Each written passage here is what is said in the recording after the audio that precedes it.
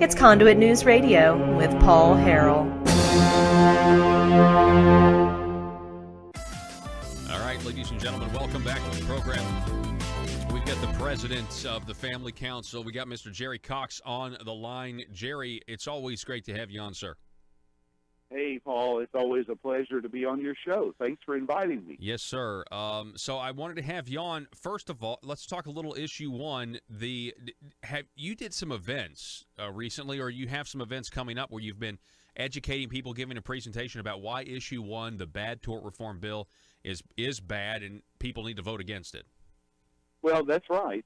We've been traveling around the state doing some meetings, primarily with pastors, because this is a moral issue, Paul, because it affects how the poor, the disadvantaged, disabled people, children, the elderly are going to be treated if they're injured and have to go to court to try to collect any kind of damages or anything like that from a big, powerful corporation. And so we've been out talking to pastors, and we have been very well received. The meeting here in Little Rock, we had people standing up and saying amen and applauding and so forth. And so they get it. They get it when you start talking about justice for the poor. And that's what issue one compromised. The other side says that if issue one passes, special interest will be severely weakened in this state. What's your response? Well, it's the special interests that have gone out here and pushed issue one to begin with. They were the ones walking the halls of the state capitol in 2017, persuading lawmakers to refer this awful measure out to the people of Arkansas for a vote. And so it's kind of a bait and switch, really, is what it is. They're saying, oh, this is going to save your local hospital, and it's going to bring doctors to your rural community. And that is simply not true. What this measure does is it shields bad nursing homes, understaffed hospitals, reckless trucking companies, big corporations from lawsuits. They don't want to get sued even when they do wrong. And the people that are going to be left on the short end of the stick are just average citizens, but especially it's going to be folks without an income, like the elderly, like little children, like the disabled, even stay-at-home moms, because what they're doing is they're capping the only kind of damages that some of these people are going to be able to collect. And so it's a bad deal for the poor, especially. You were against this, I mean, back in 2017, weren't you? I mean, you lobbied against this in 2017. Paul, yeah. I was against this back in 2003. I was against this 15 years ago. And people have somehow acted like, oh, what's happened? You know, why is Family Council out here on this issue? Well, they weren't around back in 2003 when we fought the nursing homes on this very same thing. And that effort was repelled at the state capitol, thankfully, partly because of some really sensible Republicans that were out there. And now I see a number of my Republican friends embracing this. And I would urge people to read issue one. People have asked me, why are you against this? You know, and they're for it. And I say, have you read it? No, I haven't read it. I'm just for tort reform. I'm Republican, and all Republicans are for tort reform. No. Republicans are for what's best for the people. At least that's what they better be for. And so issue one is a bad deal. It's almost like a bright, shiny car pulled up here with a really horrible engine in it, and nobody's bothering to lift the hood and look under there and see what's there. But when you do, you're going to agree with me and realize that this is shielding bad nursing homes, bad hospitals, bad trucking companies. It's shielding the bad actors from accountability when they hurt somebody or, heaven forbid, cause a death. There was a piece written by the Associated Press, Andrew DeMillo, a couple of weeks ago that highlighted the divide between Republicans in the Family Council. State Representative Bob Ballinger, he's for issue one, and he said that Family Council's involvement here, I'm paraphrasing, hurts the pro-life movement. What did he mean by that, in your opinion? Well, I don't know what Representative Ballinger meant by that, but let me elaborate on that just a little bit.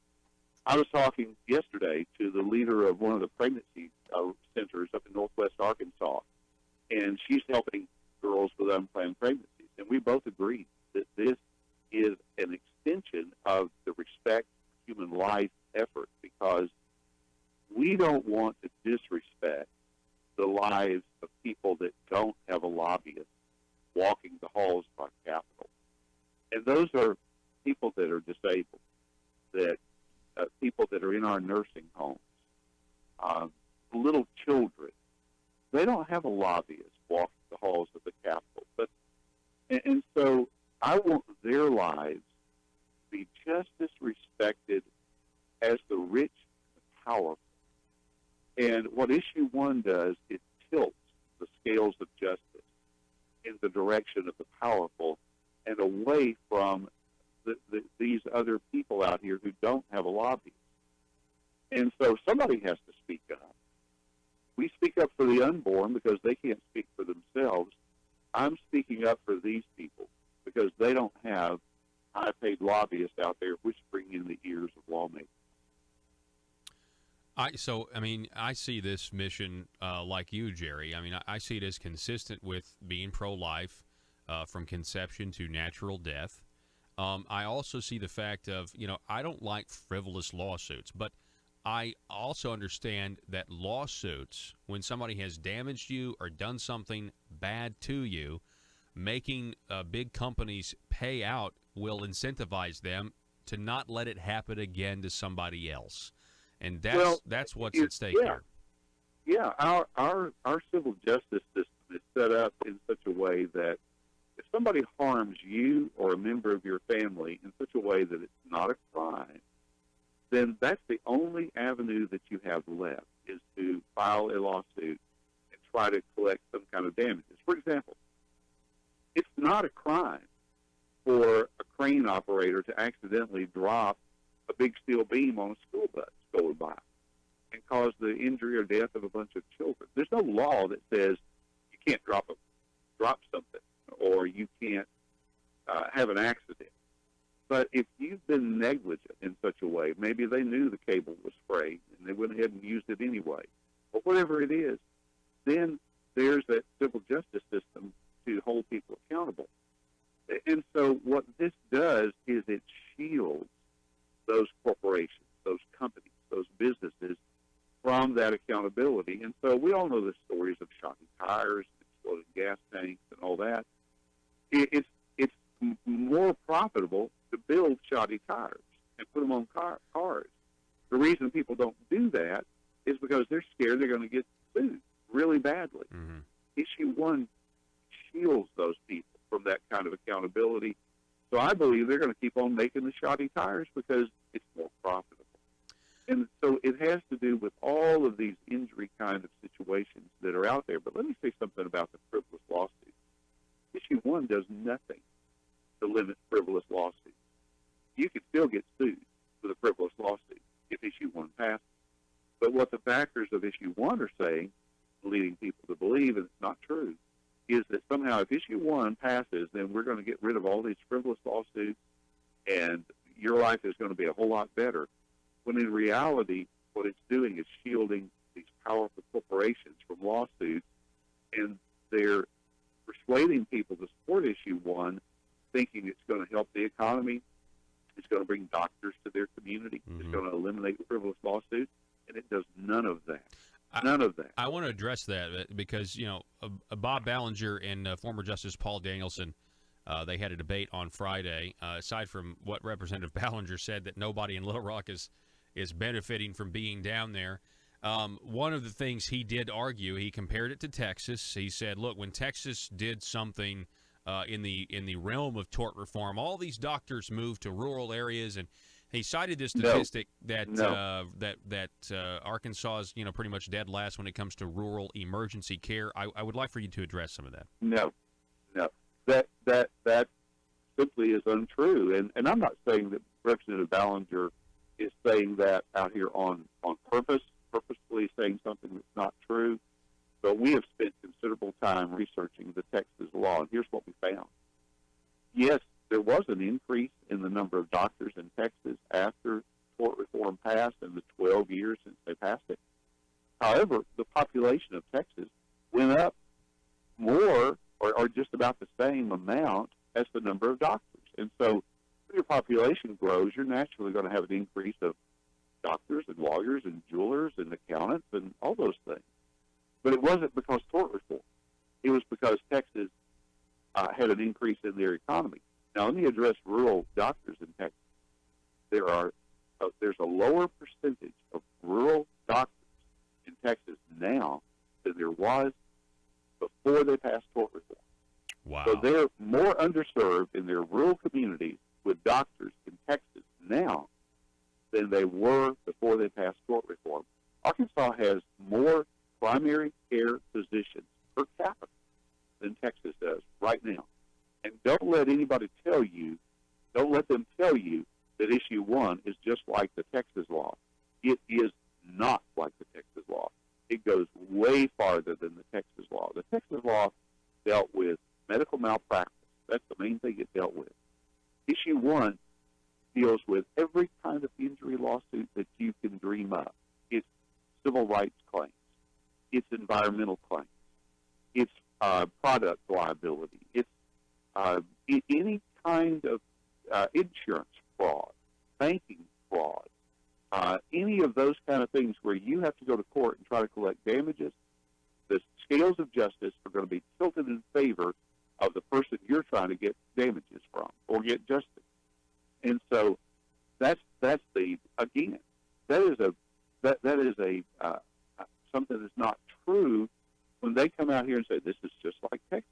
No, it's not. Wow. And I know it's not because we have spent weeks researching that. And what's more, it's not like the laws in the states around us.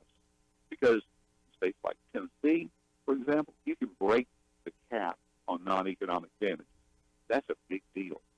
And we haven't even talked about the ability of the legislature to restrict evidence. Issue 1 lets the legislature, of all people, pass laws that decide what kind of evidence can be admitted into court if you get hurt. And I watched the nursing homes try this stunt back in 2003, where they went out there to the legislature and tried to get their own tort reform measure passed, and they were trying to get state inspection reports eliminated from evidence if they get sued. And so, to me, the hidden dagger in issue 1 is the ability of the legislature to decide what evidence is admitted. Because, listen, if you don't have evidence, you don't have a case. Mm-hmm. And so they can dry up your day in court to get justice just by deciding, hey, you can't talk about that. You can't bring that evidence into court. And you know who's going to be whispering in the ears of those lawmakers? It's going to be the nursing home lobbyists. Yep. It's going to be the Chamber of Commerce. It's going to be all of these special interest groups that pushed issue 1. They're going to be out there saying, well, don't let that be admitted into court because somebody might win the lawsuit if they did. And that they're brings going to change me the rules of the game. Yeah, and Jerry, that brings me to my last question here. I mean, because the optics of this, I don't understand how people who are supporting issue 1 can do so without first explaining that you're supporting it in the wake of a judge saying that they accepted a bribe. Only in Arkansas can you have a bribee and not have a briber, because we still don't have any justice on who actually bribed Maggio, but he admitted to taking a bribe to lower a judgment. Right. And we have $80,000 being transferred to Jake Files' company after he filed what is really issue 1's predecessor, which was another tort reform attempt that failed. Right. So how do they support this, without at first explaining this, what appears to be, pay-to-play corruption? There's so much to talk about with that. But you know what? Even if that didn't exist, issue 1 would still be really bad. Because, again, what it does, it allows the special interests to write the rules of evidence when it comes to injury lawsuits. And you're going to see huge shielding of these big corporations. Why do you think?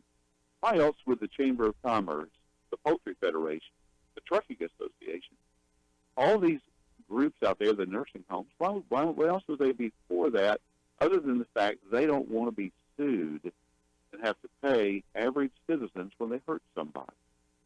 And if they wanted to do responsible tort reform, for the record, let me say, there is good tort reform out there. But none of it, hardly any of it, is found in Issue 1. And so they could have offered something responsible. We advocated SJR 13 along with Representative Gazaway and others. And we wouldn't even be having this discussion if the legislature had agreed to something more reasonable. But they dug their heels in because they had the advantage, and they just bulldozed this thing through the legislature and sent it out to the people. And now they're going to try to tell you that if you don't vote for this, you're going to lose your local hospital. Let me tell you, Arkansas has only seen 4 hospitals closed in the last 12 years. Only 4. All the states around us that have all this wonderful so-called medical malpractice and all this reform, they've seen lots and lots of hospitals closed. Texas has had a whole bunch of rural hospitals closed. And you may hear people say, oh, well, there's a report out of Texas how good tort reform is. That was written for the Heritage Foundation by the lawmaker who sponsored the Texas tort reform measure back years ago. He quoted himself as the source in that report. And so that's how warped a bunch of the so-called research out here is on it. But I looked at a University of Texas study that said tort reform hasn't lived up to any of the promises that it made in Texas.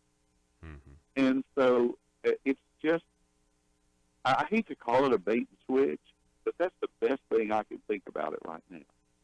Yeah, no, I think or it the is. best, or the most accurate thing I can say about it. Well, Jerry Cox, it's always great to have you on, sir. I appreciate you. I appreciate you being willing to stand up when it's tough, when it's difficult, because you're an example to everybody else out there. And I thank you for the work that you're doing and standing up for, everybody from our most vulnerable to our elderly, those who can't speak for themselves.